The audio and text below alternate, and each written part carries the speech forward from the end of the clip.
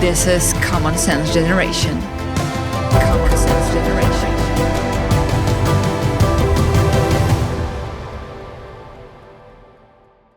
Hi guys, this is Common Sense Generation.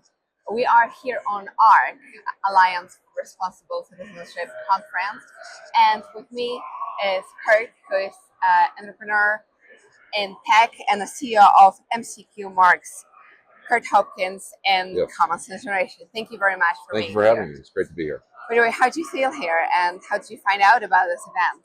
Oh yeah, it's a great event. Really enjoying talking to other business leaders, being able to cover some politics, being able to cover faith matters, and just general philosophy. So it is a lot of fun. But no, I was invited by some other faith-driven investors who know Philip Stroud and know the organizers. So yeah, it's a real privilege to be invited. And this faith-driven investors, this is Yes. already the key word to describe you in a way. So you're an entrepreneur in technology, but in the same moment, you're driven by faith. How does it go together? Well, I think that one of the misconceptions we have about life is that we can separate our spiritual life from business and from everything else we do. So I think we should live a more integrated life. And so that's what I try to do. It's difficult for people my generation to do because we are a modernist. You know, we're used to living this very compartmentalized life. But we very much like to live in a way so that our faith is part of what we do. So the way we treat people, the way we view people, the way we do business should be done in a Christian faith-based way, in my view. So it is not a zero-sum game that you just only take out of people, but somehow want to give something to them as well and treat them in a Christian way. And you claim that it's actually going to make your business better. Yeah. So for us, it's first of all, obviously, the people we work with, Yes. being able to treat them with dignity, realizing that they are made in the image of God. And so that spiritual concept, I think, has a lot of power and resonance in business, and just generally trying to respect people and really treat them well. I also think being trustworthy, being a man or a woman of your word, trying not to retrade deals, and just trying to do things in a more equitable, positive fashion, realizing that, hey, we're all trying to make money. We all try to negotiate. There's nothing wrong with negotiating, nothing wrong with making money, but there's good ways of doing things and there's bad ways of doing things. And one of the key things I find is in business, we're often tempted to cut corners, or when we're struggling with something, we're struggling to make good decisions. And I always find it's good to ask the question, what is the right thing to do?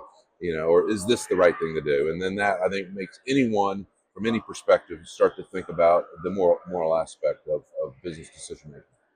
Well, great to hear. Tell us a little bit more about your personal story. How did you get there where you are right now? Yeah, so my personal story is I'm from the U.S. originally, but I've lived outside of the U.S. for 30 some odd years. First went to, it was in the Netherlands, went to university there, business school for a while, and then ended up in the former Soviet Central Asia, where I was involved in starting the biggest internet service provider in Central Asia back in the 90s, back when they had dial-up internet, of all things, before broadband, and then came to the UK in 2000 with my family and been there ever since. But I've been doing business across Europe and across North America. So very involved in tech businesses, telecoms, then software, and then more lately doing a lot in fintech and energy as well. This is Common Sense Generation. If you like this channel, please subscribe, share, and comment. Your voice really matters. And I know that right now that you specialize also in the topic of luxury cars as an investment. Yes. So tell us a little bit more about it. Yeah, so MCQ Markets is named after Steve McQueen, who's the famous actor. He's the king of cool. He was a great actor, but he was also a race car driver, believe it or not. And he did it kind of surreptitiously, but he loved cars. And so we're all about how can we love cars, love life. And the collector car market is a huge market, believe it or not. It's an $80 billion a year market. So $80 billion years of collector cars are traded back and forth every year. And people make money on this. So it's like any asset that appreciates, it's possible to make money collecting cars. But to be able to get into the game, you need some capital. So individuals that like to collect typically need $250,000 or $500,000 to really get started. And so we basically serve up curated, amazing collector cars that people can invest in, not $500,000, but $500, and they can buy a share in that car. And as that car appreciates in value, if it does, then over time they will be making money on the back of that investment. Just trying to make it more accessible for a wonderful thing to do. Yeah. But so it's exciting, and plus have some fun. Why should we only invest in boring things? Let's invest in some beautiful things and something that we can have some fun with as well. Great. Beauty always also goes with faith, because after all, we think that it comes from God. What would be your advice to yourself if you were 20-year-old? My advice would be to fear less. I think a lot of business people, a lot of people in life, were driven by anxiety and fear.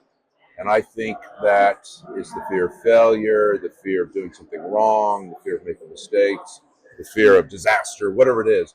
And I think we need to realize there's a bigger story. There's something bigger happening in the world, and we're a part of it. So therefore, we should have that broader faith and just fear less. And so I think a lot of maturing as individuals is gaining confidence, but a lot of it is learning how to deal with the fear and harness that in a productive way. But fear less, I would say.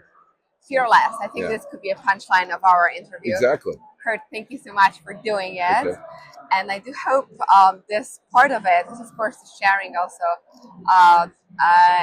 putting faith in the everyday life and actually showing this to be a successful business, we can say a message of also hope for many young people. Thank you very much.